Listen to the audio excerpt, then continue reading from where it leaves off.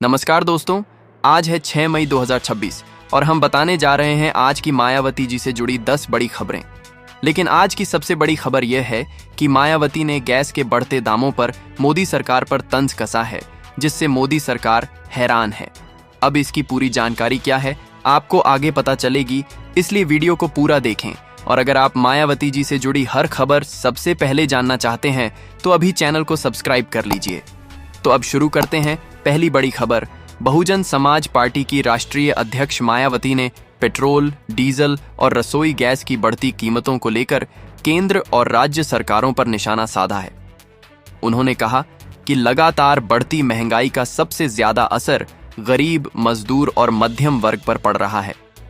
मायावती ने अपने बयान में कहा कि अगर जल्द ही ईंधन की कीमतों पर नियंत्रण नहीं किया गया तो आम जनता की मुश्किलें और बढ़ेंगी।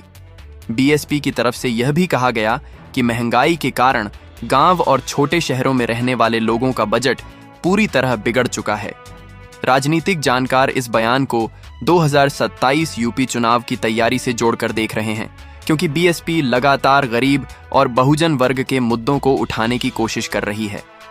दूसरी बड़ी खबर, मायावती ने 2027 उत्तर प्रदेश विधानसभा चुनाव को लेकर चल रही गठबंधन की चर्चाओं को पूरी तरह खारिज कर दिया है। उन्होंने साफ कहा कि बीएसपी किसी भी पार्टी के साथ गठबंधन नहीं करेगी और अकेले चुनाव लड़ेगी। उन्होंने कुछ मीडिया रिपोर्ट्स और सोशल मीडिया पर चल रही खबरों को फेक न्यूज बताया। मायावती ने पार्टी कार्यकर्ताओं को चेतावनी दी कि विपक्षी दल बीएसपी के वोट बैंक को कमजोर करने के लिए भ्रम फैलाएंगे। उन्होंने यह भी याद दिलाया कि बीएसपी ने 2007 में अकेले दम पर पूर्ण बहुमत की सरकार बनाई थी, इसीलिए पार्टी अपने दम पर चुनाव लड़ने में सक्षम है। इस बयान के बाद यूपी की राजनीति में हलचल तेज हो गई है, क्योंकि सपा और कांग्रेस के साथ संभावित गठबंधन की चर्चाएं काफी दिनों से चल रही थीं। तीसरी बड़ी खबर, लखनऊ में हुई ऑल इंडिया बीएसपी बैठक में मायावती ने पार्टी नेताओं और कार्यकर्ताओं को बड़ा संदेश दिया। उन्होंने कहा कि जिन राज्यों में बीएसपी मजबूत होगी वहां विरोधी दल पार्टी को कमजोर करने की कोशिश करेंगे। बैठक में संगठन को मजबूत करने और बूथ स्तर तक कार्यकर्ताओं को सक्रिय करने पर जोर दिया गया। इस बैठक में आकाश आनंद, आनंद कुमार और कई बड़े बीएसपी नेता मौजूद रहे। मायावती ने कहा कि गरीब, किसान, दलित और पिछड़े वर्गों की समस्याओं को लेकर बीएसपी लगातार संघर्ष करती रहेगी। उन्होंने यह भी कहा कि यूपी में जनता अभी भी बीएसपी को उम्मीद की नजर से देखती है, क्योंकि पार्टी ने 4 बार सरकार बनाकर काम किया है। राजनीतिक विश्लेषकों के मुताबिक यह बैठक आने वाले चुनावों की रणनीति का बड़ा हिस्सा मानी जा रही है। चौथी बड़ी खबर, मायावती ने उत्तर प्रदेश सरकार के 2026-27 बजट पर भी सवाल उठाए हैं। उन्होंने कहा कि बजट केवल घोषणाओं और बड़े बड़े वादों तक सीमित दिखाई देता है, लेकिन जमीन पर उसका असर कम दिखता है। मायावती ने आरोप लगाया कि सरकार रोजगार, आरक्षण और गरीबों के विकास जैसे मुद्दों पर गंभीर नहीं है। उन्होंने एससी, एसटी और ओबीसी वर्ग के लंबित भर्ती बैकलॉग को जल्द पूरा करने की मांग की। बीएसपी प्रमुख ने कहा कि अगर सरकार वास्तव में सर्वजन हिताय, सर्वजन सुखाय की भावना से काम करे तो प्रदेश के गरीबों की स्थिति बेहतर हो सकती है। इस बयान के बाद बीएसपी समर्थकों ने सोशल मीडिया पर सरकार के खिलाफ अभियान भी तेज किया। पांचवीं बड़ी खबर, बीएसपी संगठन में लगातार बदलाव और नए ढांचे को लेकर भी बड़ी खबर सामने आई है।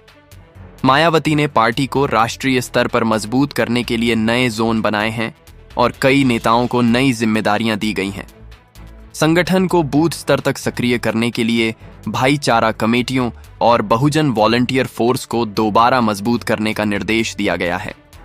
माना जा रहा है कि बीएसपी अब केवल यूपी ही नहीं बल्कि दूसरे राज्यों में भी अपनी पकड़ मजबूत करने की रणनीति पर काम कर रही है। पार्टी के अंदर आकाश आनंद की भूमिका भी लगातार बढ़ती नजर आ रही है। राजनीतिक गलियारों में चर्चा है कि बीएसपी आने वाले समय में नए अंदाज में नजर आ सकती है। छठी बड़ी खबर, मायावती ने हाल ही में दलित समाज के खिलाफ बढ़ रही अपराध घटनाओं को लेकर केंद्र और राज्य सरकारों पर तीखा हमला बोला। उन्होंने कहा कि कानून व्यवस्था को लेकर सरकार बड़े दावे करती है, लेकिन जमीन पर दलितों, पिछड़ों और कमजोर वर्गों के खिलाफ अत्याचार की घटनाएं लगातार सामने आ रही हैं। बीएसपी प्रमुख ने मांग की कि ऐसे मामलों में त्वरित कार्रवाई और फास्ट ट्रैक कोर्ट के जरिए न्याय सुनिश्चित किया जाए। उन्होंने अपने समर्थकों से कहा कि वे गांव-गांव जाकर लोगों की समस्याएं सुनें और पार्टी को फिर से जन आंदोलन की तरह मजबूत करें। राजनीतिक विश्लेषकों का मानना है कि बीएसपी अब फिर से अपने कोर वोट बैंक को मजबूत करने की रणनीति पर तेजी से काम कर रही है। सातवीं बड़ी खबर, बीएसपी सुप्रीमो मायावती ने विपक्षी दलों पर बीएसपी के वोट बैंक में सेंध लगाने की कोशिश का आरोप लगाया है। उन्होंने कहा कि कुछ पार्टियां चुनाव के समय दलित हितैषी बनने का नाटक करती हैं, लेकिन सत्ता में आने के बाद बहुजन समाज की अनदेखी करती है। मायावती ने अपने बयान में कहा कि बीएसपी ही एक ऐसी पार्टी है जिसने सत्ता में रहते हुए दलित, पिछड़े, गरीब और सर्व समाज के लिए संतुलित तरीके से काम किया। उन्होंने कार्यकर्ताओं को सोशल मीडिया पर सक्रिय रहने और फेक नैरेटिव का जवाब देने के निर्देश भी दिए। राजनीतिक हलकों में इसे बीएसपी के डिजिटल कैंपेन की नई शुरुआत माना जा रहा है। आठवीं बड़ी खबर, लखनऊ स्थित बीएसपी कार्यालय में हुई अहम बैठक में मायावती ने पार्टी नेताओं को साफ संदेश दिया कि अनुशासनहीनता बिल्कुल बर्दाश्त नहीं की जाएगी। उन्होंने कहा कि जो नेता पार्टी लाइन से हटकर बयान देंगे या निजी स्वार्थ में काम करेंगे, उनके खिलाफ तुरंत कार्रवाई होगी। बैठक में कई जिलों की संगठनात्मक रिपोर्ट भी पेश की गई। सूत्रों के मुताबिक मायावती ने खास तौर पर युवाओं और पहली बार वोट देने वाले मतदाताओं तक पहुंच बढ़ाने पर जोर दिया। बीएसपी अब गांवों के साथ साथ सोशल मीडिया और डिजिटल प्लेटफॉर्म पर भी अपनी पकड़ मजबूत करने की तैयारी कर रही है। नौवीं बड़ी खबर, मायावती ने संविधान और आरक्षण के मुद्दे पर भी बड़ा बयान दिया है। उन्होंने कहा कि बाबा साहेब डॉमिनी भीमराव आम्बेडकर द्वारा दिए गए संवैधानिक अधिकारों को कमजोर करने की किसी भी कोशिश का बीएसपी मजबूती से विरोध करेगी। उन्होंने आरोप लगाया कि सरकारी नौकरियों में आरक्षित पदों को समय पर नहीं भरा जा रहा, जिससे दलित और पिछड़े वर्ग के युवाओं में नाराजगी बढ़ रही है। बीएसपी प्रमुख ने मांग की कि सभी विभागों में बैकलॉग भर्ती अभियान चलाकर खाली पदों को तुरंत भरा जाए। इस मुद्दे को लेकर बीएसपी आने वाले समय में प्रदेश भर में अभियान भी चला सकती है। राजनीतिक गलियारों में बीएसपी और उसके भविष्य को लेकर चर्चा इसलिए भी तेज हो गई है क्योंकि पार्टी लगातार अपने पुराने कैडर को दोबारा सक्रिय करने में जुटी हुई है। 10वीं बड़ी खबर, मायावती ने हाल ही में कई पुराने नेताओं और कार्यकर्ताओं से फीडबैक लिया और संगठन में नई ऊर्जा लाने की बात कही। पार्टी अब छोटे छोटे जनसंपर्क कार्यक्रमों, पंचायत स्तर की बैठकों और बहुजन संवाद कार्यक्रमों पर फोकस कर रही है।